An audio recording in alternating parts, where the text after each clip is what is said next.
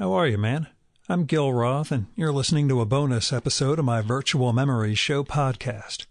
This is a COVID check-in episode where I record with a past guest of the Virtual Memories Show to find out how they're holding up during the pandemic. As far as how I'm doing, I'm okay. Weekend's upon us, for what that's worth.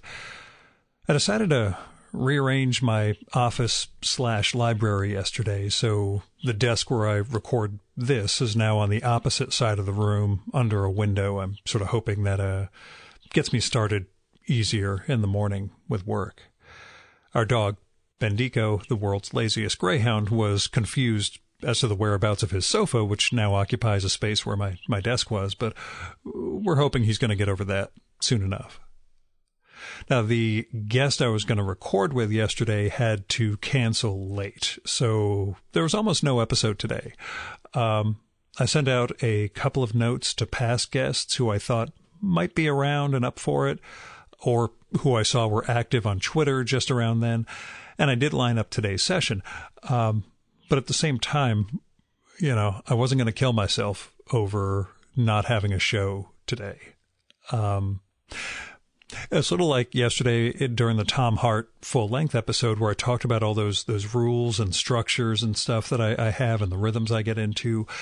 And pre-pandemic, Gil would have beaten himself up kind of severely over not having 2 or 3 contingency plans in place for this sort of situation, and would have felt some sort of huge letdown towards an imaginary audience for not being there with a new show. But nowadays, I am much better at just letting things go because I am much more reconciled to how much things are totally out of my control.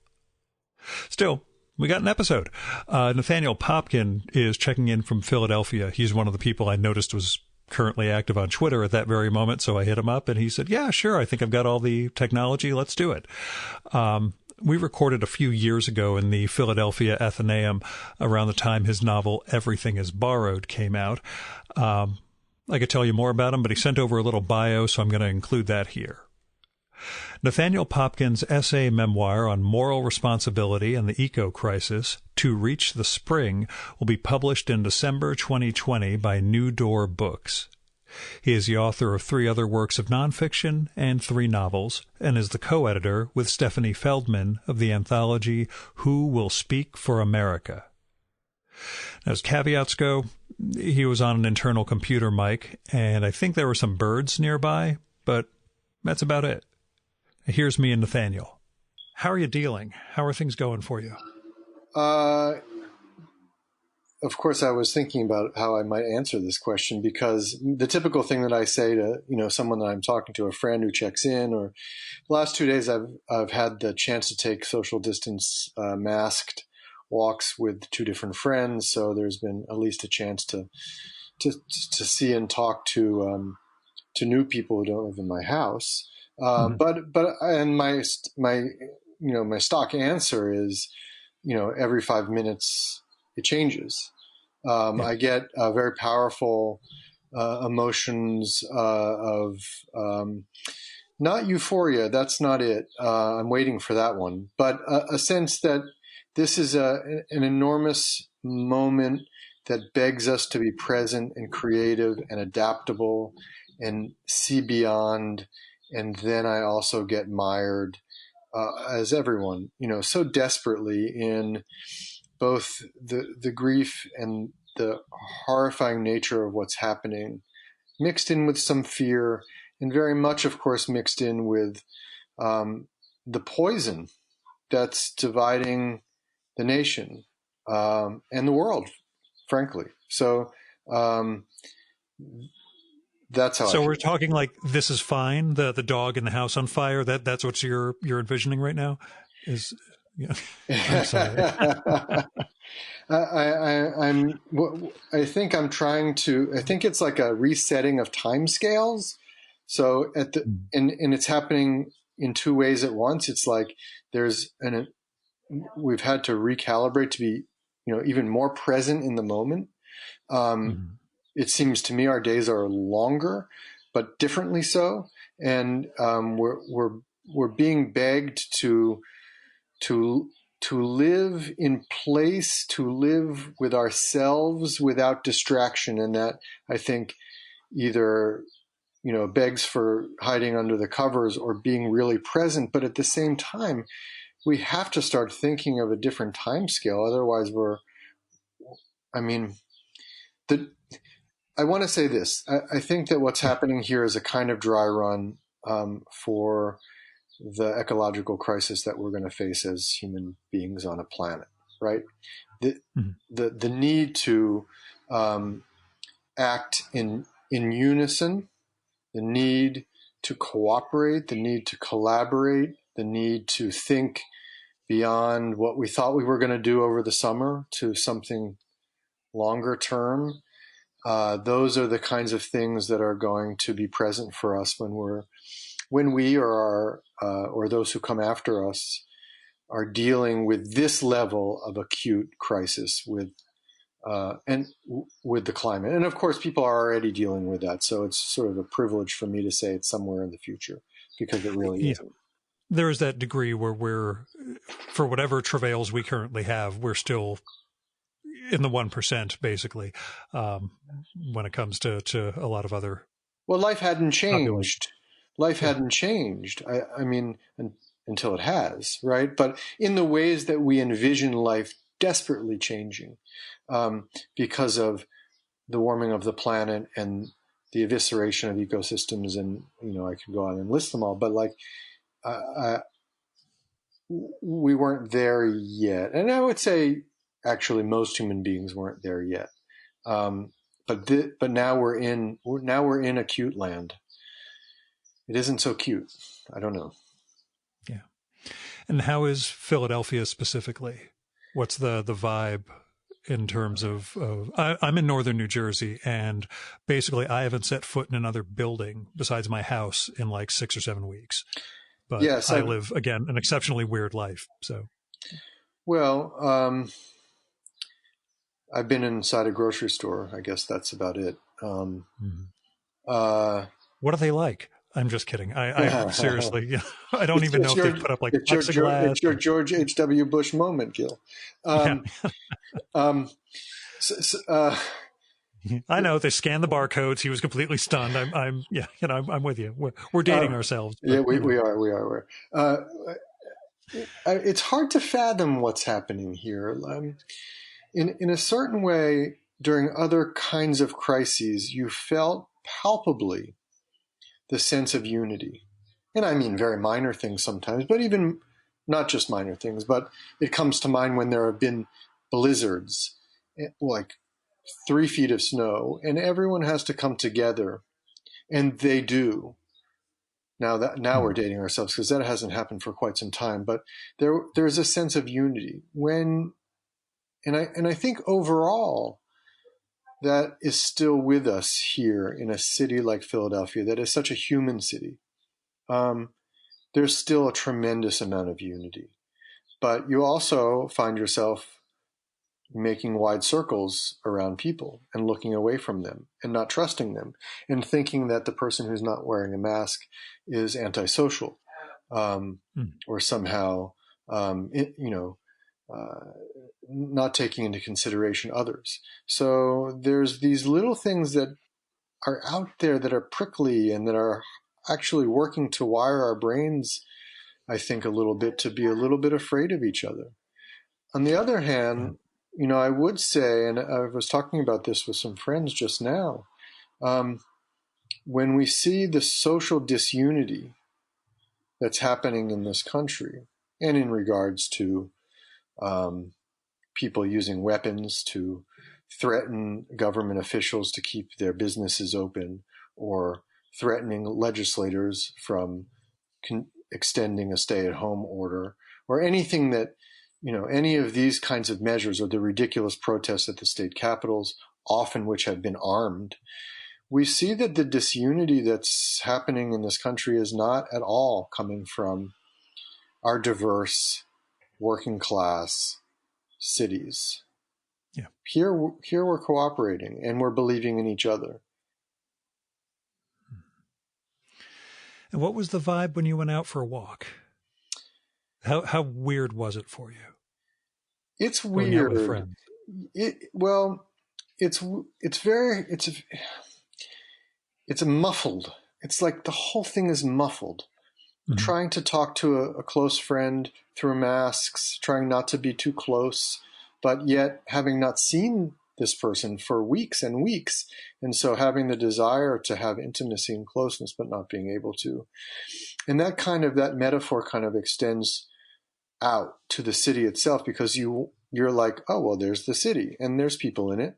And it kind of looks the same.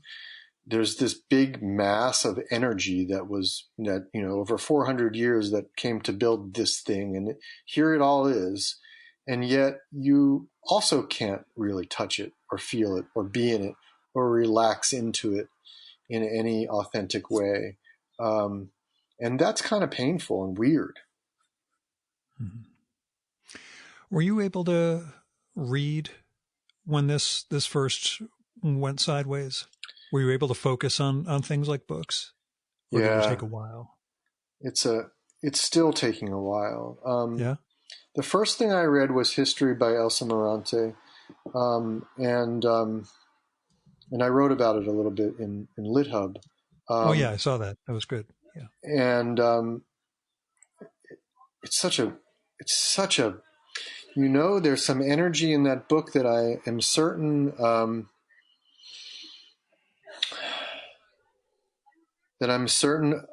Elena Ferrante sort of has impacted her work. Yes.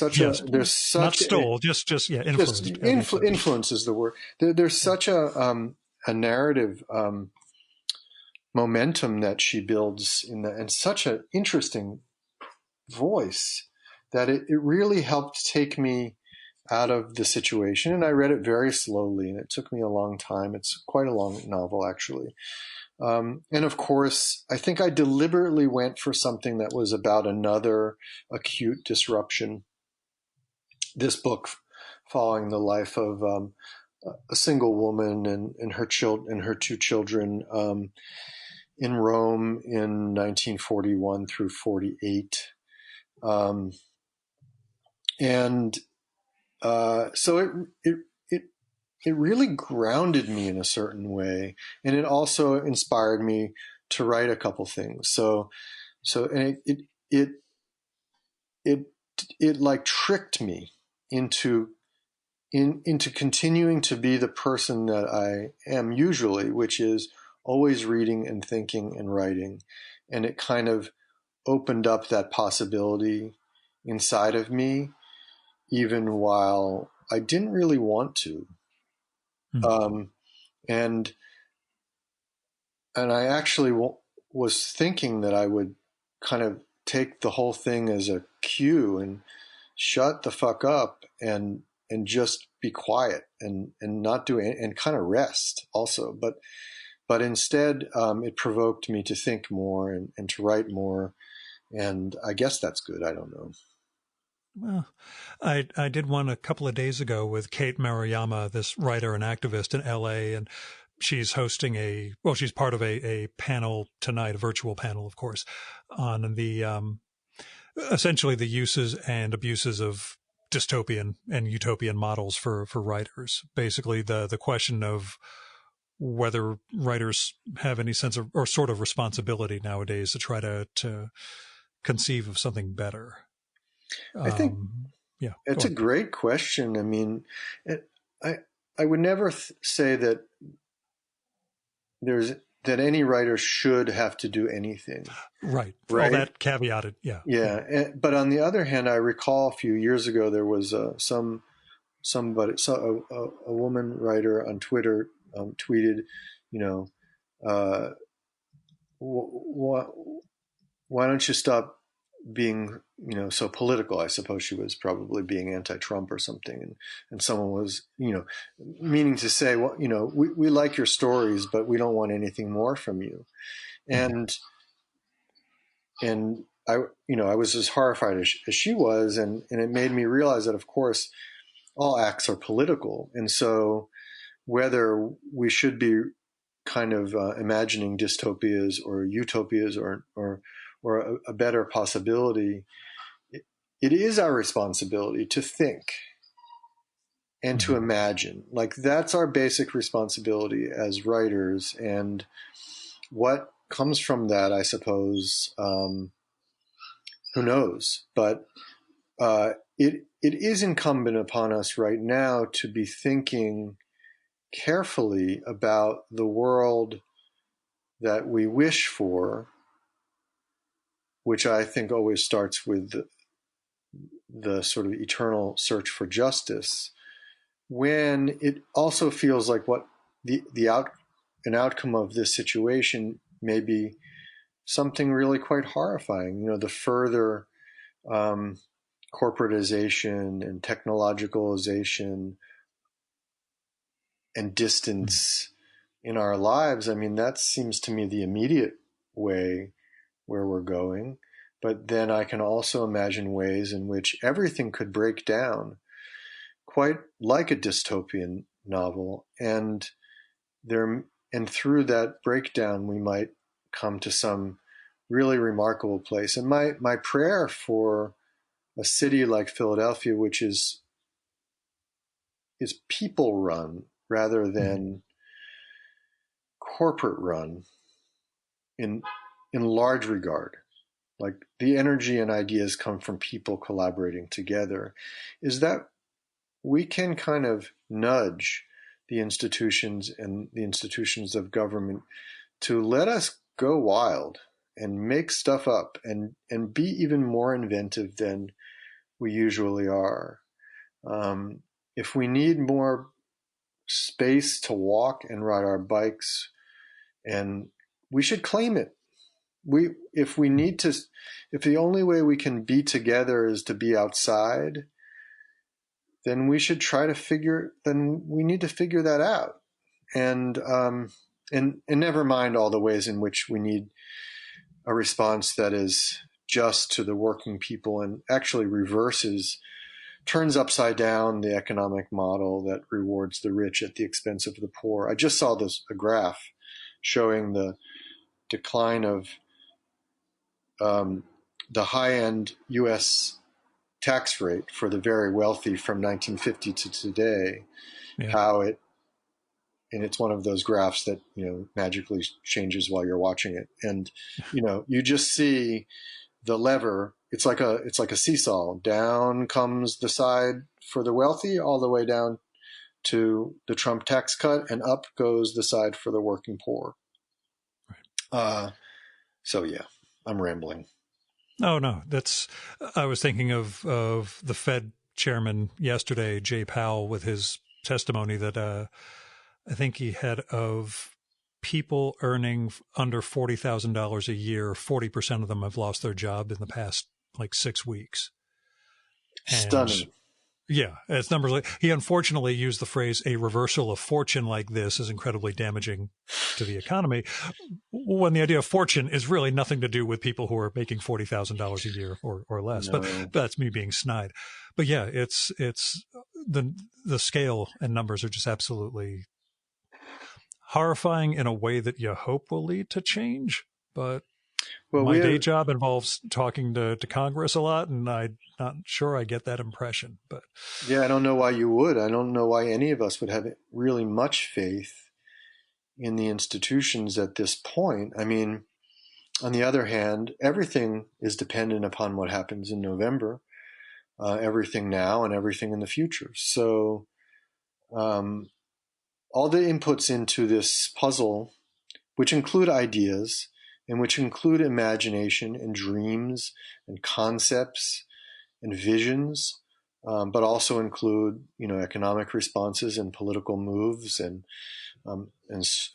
social change. I'm not sure we have any clue as to what will drive what. I do know that I'm fearful that, though there are many problems with it, the U.S. system of higher education is such a rich source of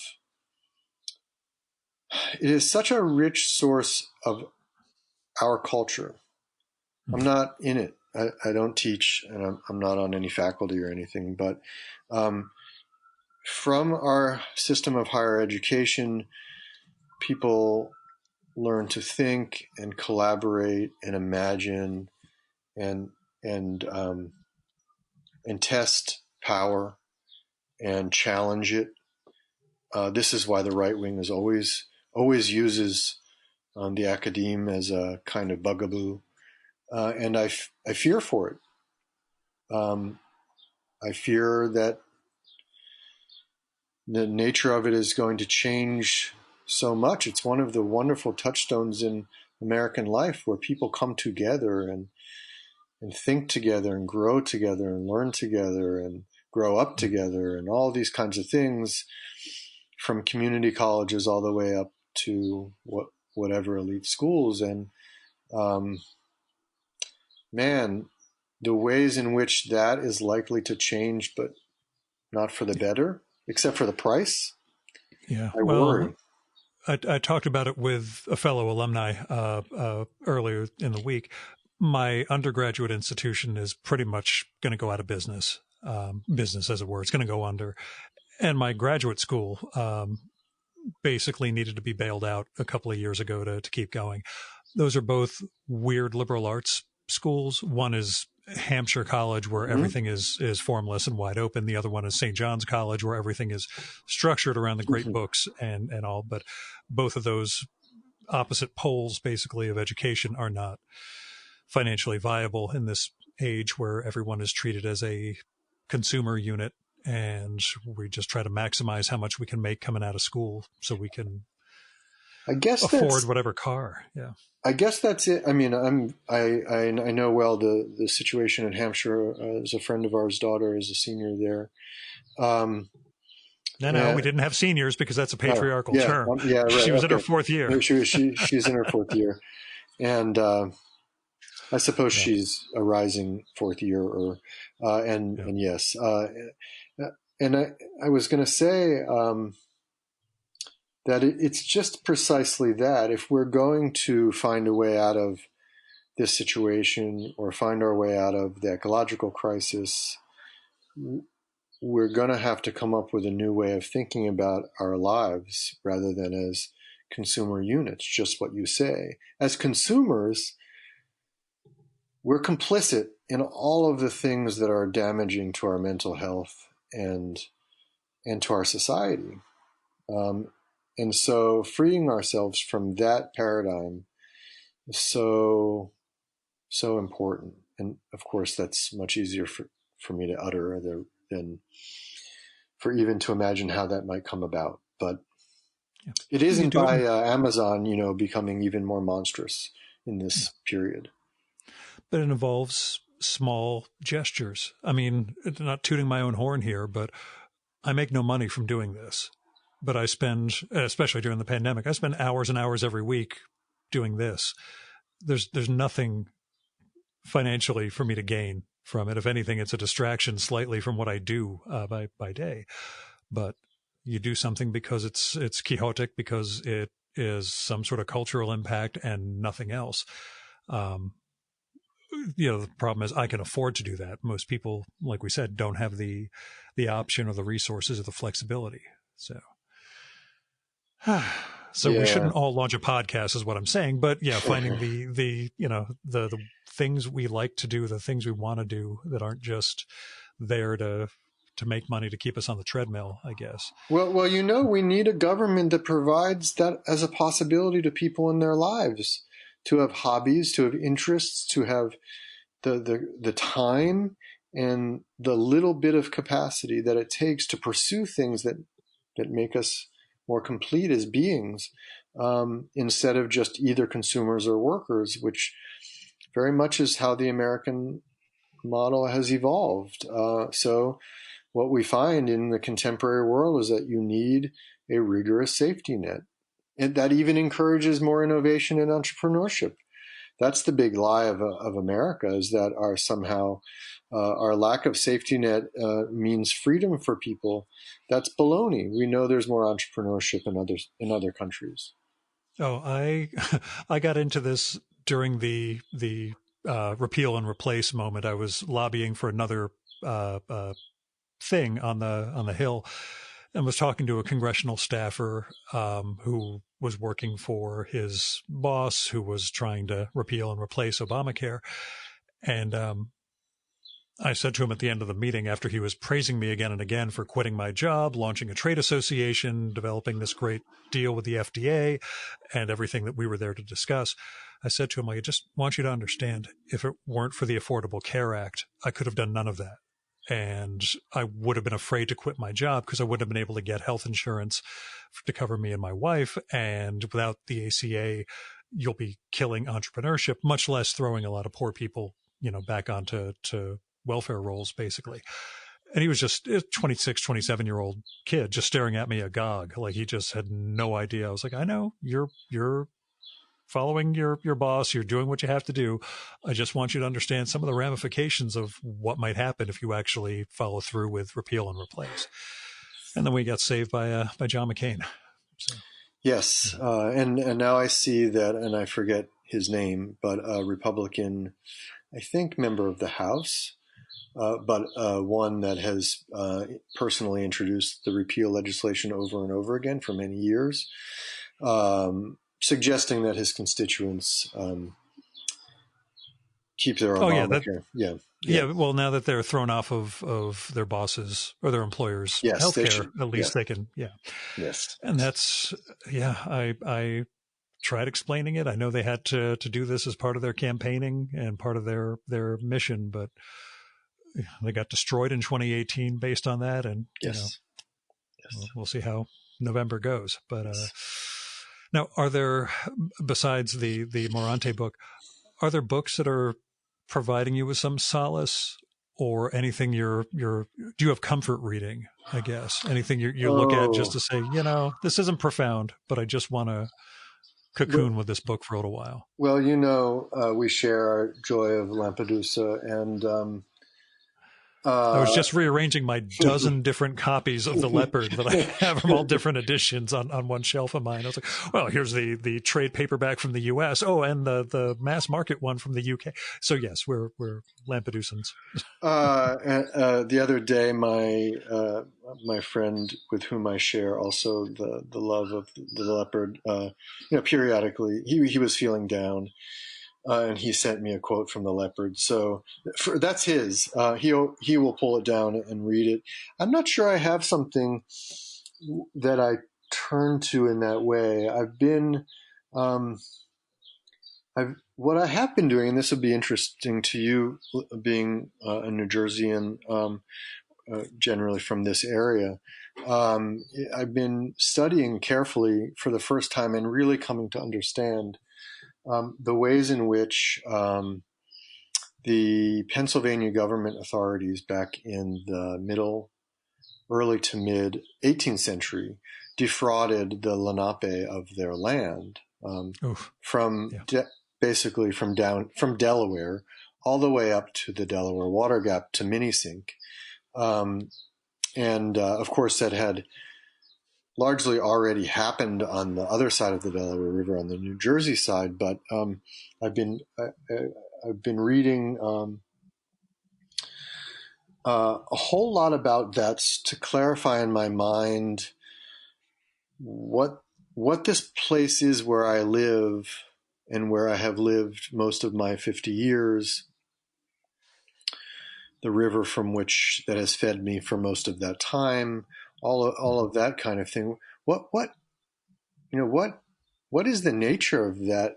This to which I feel such a close relationship personally, and how did it even come about that such a person as me, great grandchild of European immigrants, would be able to claim such a place as my own? And so that's what I've been reading and actually writing a bit about as well. It is not comforting whatsoever, but there is, and maybe this is why I had originally chosen to read the Morante book, history, is the ability to transport via literature. That maybe it's not any particular work for me, but for film and books, it's that capacity to transport that is where I go when I need to go somewhere. I did tell you about the town handbook here in Ringwood, right? About the Lenni Lenape Indians. Yeah, I think Again, so. yeah, with the arrival of the settlers, their way of life had to come to an end. Yeah, Yes, that's how it was phrased back in the well, 70s. it's actually hilariously. I'm Now, this is writing only it. a hunting area. They weren't settled where I lived. Yes, It was just a hunting yeah. area for them. So I feel slightly less bad. Also, I'm first generation American. It's not my fault, but still, yeah, I No, get you. no, no. It's not your fault. And the hunting area is just a euphemism for the living earth that they were Yeah. attached to. It was basically is yes, they depended on that, and by taking away the hunting area, it made them more dependent on trade goods with Europeans. So it was very dangerous actually to lose that land. But it's interesting the sentence you just recited to me in regard to them, because as I'm writing about this, I'm writing a kind of parallel to the experience of a different indigenous group of people called the Mapuche, who once lived all across southern Chile, and were really the last to be colonized effectively colonized in probably all of South America in certain ways. It wasn't until the middle of the 19th century that the new Chilean government encroached and really invaded and then dispossessed them. And more recently, things came to some kind of equilibrium after the middle of the 20th century. So 100 years later, and then you go through Pinochet and that, but there was a kind of equilibrium until the 90s, when there was a new kind of invasion and a new kind of dispossession, which was the damming of the river that was the lifeblood of the Mapuche people. It's called the Bio Bio, and since the early 90s, 6 dams have been installed along there. And it's remarkable what you said, because the quote on Wikipedia about the first dam is an exact parallel to what you just read. I have to maybe see if I can find it. Here it is. With the loss of the whitewater rafting venue, meaning the river, never mind the lifeblood of their people, displacement of the indigenous Pehuenche people who had lived in the area for centuries also occurred. So similarly, completely passive. Yeah. Can't go tubing. Oh, and by the way, we kicked out this tribe and they're going to waste away. Yeah. Yes. Anyway. So that's a depressing note to leave off on. That was the one reason I was sort of tentative about recording with you, because I just feared I'd feel worse by the end of our conversation. Oh gosh, we can't, no, I don't want that. I don't want to be So tell me about responsible. Tiger King. Tell me about what you're binging on Netflix. I'm just kidding. I don't want to be responsible. Tell me about where you want to go. A place that you can't go to right now because of the pandemic, somewhere that you would just love to sit. Is it the Athenaeum, library, bookstore, restaurant, bar? Is there something you What I would like to do is not think about where I'm going. These kinds of questions always trip me up. My first you're response, getting depressive again. No. My first response is simply to be able to walk into a cafe and have an espresso. Like that is rising in my mind to being the thing that I miss the most. The spontaneity, the being able to do something like that in the flow of a regular day. It's the rhythm, the regular rhythm of a day lived outside of myself is all that I really desire. Of course, I would love to find myself in front of a certain set of paintings in a museum, or in in a certain field, in a certain mountain range, somewhere far away. But that espresso would be fine right now. It sounds good. I basically, my biggest wish, and I've said this on show after show during this whole daily run, is just that I could sit across a table from somebody with a couple of microphones and do this. Because as nice as it is to catch up voice only, it means something else when we're hell yeah, when we're in person. So I hope we get to record an in-person follow-up sometime. You provided a great setting last time when we got together. So it was really nice. Yep. Well, I hope this filled a little time of your afternoon. And that was Nathaniel Popkin. Go check out his site, nathanielpopkin.net, to find out more about his books, essays, criticism, film and photography, editorial work, and more. That will be spelled and linked to in the show and episode notes, but in case you want to write it down, is NathanielPopkin.net. Nathaniel Popkin. He's on Twitter as Nathaniel Popkin, all one word, and on Instagram as Nathaniel.Popkin. His most recent novel is The Year of the Return, and he did a neat essay on LitHub about the wrong-headed use of war imagery around the pandemic. We talked about that through the Morante stuff he was discussing during our conversation. You can find that through his website, and it's a really good read. And again, this December, he should have an essay, memoir on the eco-crisis and moral responsibility coming out called To Reach the Spring. I will let you know when that's available. And we'll be back tomorrow with another COVID check-in. At least I'm supposed to record today's show in a couple of hours, so we'll know or we won't. If you want to send me a little update to read on the air or have something you want to share with the listeners, let me know and we'll set something up. I'm at groth18@gmail.com. That's GROTH18. You can find my contact info at our sites, vmspod.com and chimeraobscura.com/VM. And you can find a link to the COVID-19 sessions at both sites with all of these daily episodes. You can also just subscribe to the Virtual Memories Show via iTunes, Spotify, or whatever podcatcher you like to make sure you get every episode I post, and you can go back in and check out the archives of about 370 in-person episodes from the before times. And as I said, in the before times, I always recorded in person, but to do these remote ones, I'm using Zencastr.com. That's Zencastr, in case you're interested in looking it up and seeing how it works. So Zencastr without the final E. It's got a free hobby level, but there's also a pro level that's $20 a month. So I'm using that so I get the higher quality audio at the end of the session. As far as money goes, I'm doing fine. Don't give me anything. Don't go to my Patreon. Don't support me. Go support the artists, writers, and other creative people in need right now. Go to their Patreons, Indiegogos, Kickstarters, GoFundMes, tip jars, whatever, and help artists, writers, creative people in need.